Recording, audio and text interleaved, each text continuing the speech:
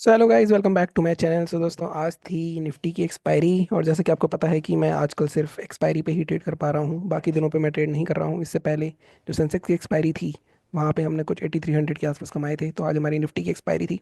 आज दिन थोड़ा सा डिफरेंट था। डिफरेंट क्यों था? क्योंकि आज मेरे को पहले लॉस हुआ है, उसके बाद मैंने रिकवर करके प्रॉफिट में आया हूँ। इससे पहले अगर आप देखोगे, यहाँ पे मुझे 8-9 हज़ार के आसपास का लॉस हो गया था। बट उसके बाद दो ट्रेड्स मैंने करी हैं, उसके बाद उन दो ट्रेड्स में मेरे अच्छे पैसे बने। और कहीं ना कहीं देखो, आप किसी सेटअप पे काम करते हो, आप वहाँ पे ट्रेड लेते हो, तो हो सकता है पहले एक दो बार आपके स्टॉप लॉस हिट हो, उसके बाद वो सेटअप आपका काम करे। जो आज मेरे साथ हुआ। सबसे पहले कल मैंने वीडियो कोई नहीं डाला था, तो मैं आपको लेवल्स नहीं दे पाया था। ये लेवल जो हैं बाइंग के, ये परसों के हैं। अगर आप कल मेरे वीडियो पे जुड़े थे तो कल भी एग्जीक्यूट हुए थे, लेकिन आज में हुए थे। बट कल मैं वीडियो नहीं डाल पाया था, तो इन लेवल्स का हम रिव्यू नहीं देख पाएंगे आज। लेकिन मैं आपको बता देता हूँ कि मैंने कहाँ ट्रेड लिए थे। इससे पहले मैंने, जैसे कि आपको बताया था कि अब मैं एक्सपायरी पे ट्रेड कर रहा हूँ। तो 8300 हमने पहले बने थे हमारे ट्यूसडे को, और आज बने 6800। और हमारा कैपिटल कितना था? कैपिटल था हमारा सिर्फ 15 हज़ार के आसपास का। अगर आप देखो, 15 से 22 हुआ, 22 से आज ये 27 हो जाएगा। तो ये हफ्ता हमारा काफ़ी अच्छा गया। ऑलमोस्ट 12-13 हज़ार रुपये हमने कमा लिए हैं 15 हज़ार के कैपिटल से ही। मैं आपको इसलिए कहता हूँ लिमिटेड, ये साल में मेरा पूरा फोकस सिर्फ इस बात पे है कि मैं लिमिटेड ट्रेड करूँ, दो दिन ट्रेड करूँ, 3 दिन ट्रेड करूँ, लेकिन कोशिश करूँ कि वो 3 दिन प्रॉफिट में रहें। तो इस साल हमने अभी तक कोई भी पैसा नहीं खोया है, ऑलमोस्ट 2 महीने होने को आ रहे हैं। बट लेट्स सी ये कितना आगे चलता है, क्योंकि धीरे धीरे मेरे को कैपिटल बढ़ाना है। मेरे को एक्चुअली काफ़ी बड़े कैपिटल से ट्रेड करना है, लेकिन क्योंकि मेरे को अभी समय नहीं मिल पा रहा, ये जनवरी फरवरी मार्च मेरे थोड़े बिजी हैं, 3 महीने काफ़ी। इस वजह से मैं थोड़े से अब छोटे कैपिटल से ही ट्रेड कर रहा हूँ।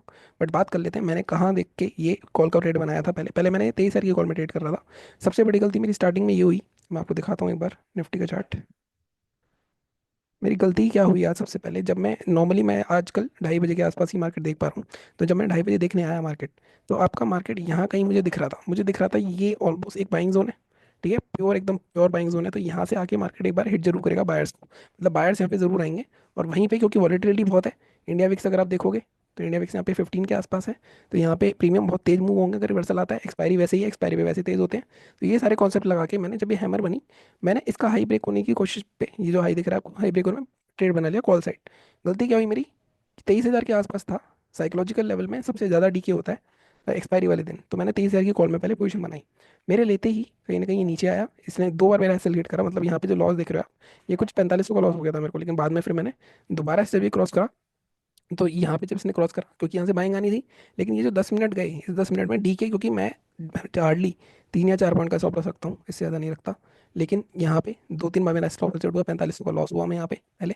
फिर ये लॉस रिकवर हुआ। उसके बाद मैंने सोचा कि मैं इस कॉल की जगह, 23 हज़ार की जगह मैं 23,50 में जाता हूँ। यहाँ पे 23,50 क्योंकि आउट ऑफ द मनी थी, और reversal quick quick quick quick आता हुआ थी। और वही हुआ। मैंने यहाँ पे कुछ 900 क्वांटिटी ली थी, 13 रुपये के, आई थिंक ये 13 रुपये पे ली थी मैंने, और 24 रुपये बेची थी। तो यहाँ पे अपने बन गए 10 हज़ार। एक मिनट में देख लेता हूँ। यहाँ पे अगर आप देखोगे, ये देखो 13 रुपये दी, 24 रुपये बेची। ठीक है, स्कैल्पिंग कर रहा हूँ मैं। स्कैल्पिंग मेरी क्विक एंड फास्ट होती है। और उसके बाद अगर आप यहाँ पे देखोगे, अगेन, जब मार्केट यहाँ पे नीचे आ रहा था, मतलब जब ये कैंडल बनी, देखो नॉर्मली क्या होता है, यहाँ पे रिवर्सल आया, एक हैमर बनी, इसके ऊपर जब निकलता तो यहाँ पे कंटिन्यू होना चाहिए, क्योंकि एक्सपायरी थी। जब इस कैंडल की लो के नीचे दोबारा आया, तो यहाँ पे मैंने फिर से एक दो स्कैल्प करे। तो यहाँ पे क्योंकि वॉलिटिलिटी बहुत थी, वॉलिटिलिटी का फायदा उठाना चाहिए हमें प्रीमियम में, और यहाँ पे मेरे को पुट में भी पैसा मिल गया। लेकिन इससे पहले 23 हज़ार की पुट में कहाँ लॉस हुआ? पुट में यहाँ लॉस हुआ जब मार्केट इस हैमर को ब्रेक करके नीचे आ रहा था, जब इसके नीचे क्लोजिंग आई, तो यहाँ पे मैंने पुट की पोजिशन बनाई थी। अगेन, जैसे मैंने कहा कि स्कैल्पिंग में आपको बहुत फास्ट डिसीजन लेने होते हैं। तो फास्ट डिसीजन में अगर लोगे तो आप चलोगे सही से, अगर अदरवाइज आपका लॉस हो सकता है। ठीक है, तो ये हमारे आज का रिव्यू था। आज भी हमारे पास आई थिंक 1200 रुपये की आसपास ब्रोकरेज जाएगी। अगेन, फिर से मैं बोल रहा हूँ 5500 रुपये बन जाएंगे। हमारा कैपिटल कितना था? आज 22 हज़ार कैपिटल यूज़ हुआ था। तो 22 हज़ार से हमने 5 हज़ार बना है, तो ऑलमोस्ट 20% मिल रहा है आपको।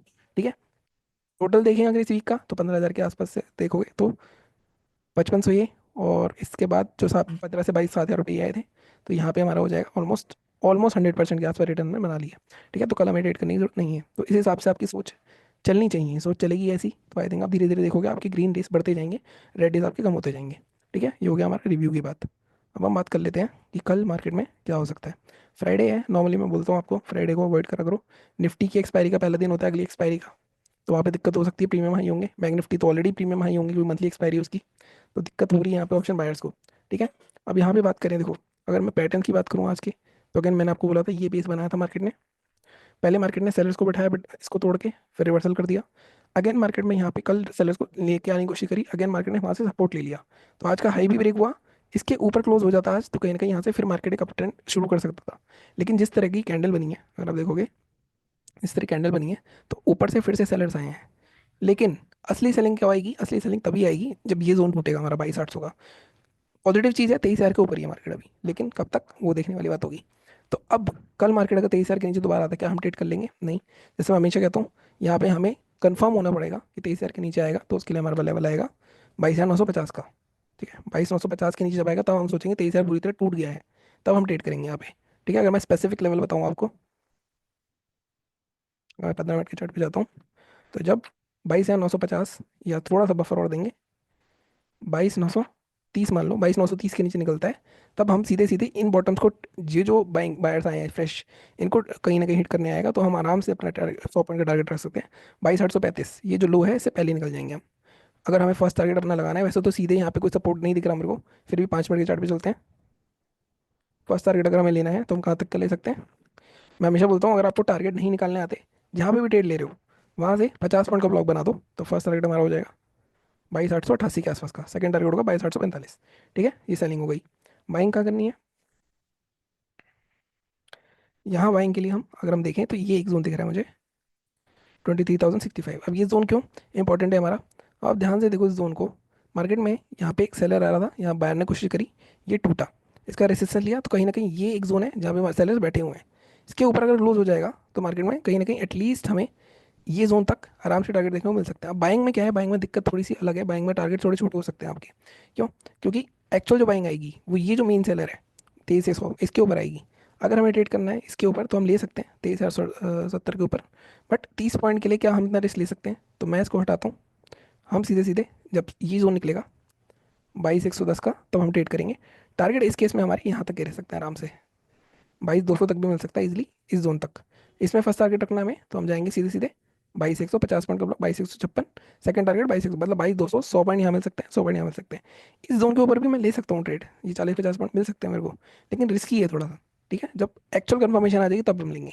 तो ये हमारे हो गए निफ्टी के लेवल्स।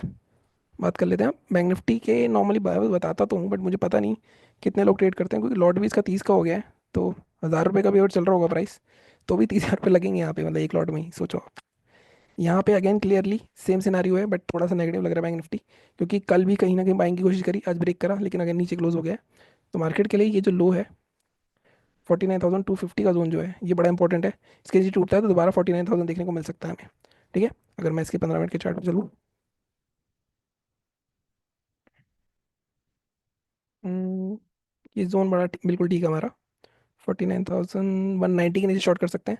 अब दिक्कत यही है, यहाँ पे भी 200 पॉइंट मिनिमम जा सकते हो आप 48,950 तक ले सकते हो, क्योंकि यहाँ पे दिक्कत है 49,000 का साइकोलॉजिकल लेवल। तो यहाँ पे अगर मैं 5 मिनट के चार्ट पे जाता हूँ एक बार, इसमें फर्स्ट टारगेट आपका यहाँ पे तो सीधे ही आ सकता है, फिर भी फर्स्ट टारगेट आप रखना 49,085 और सेकंड टारगेट 48,969।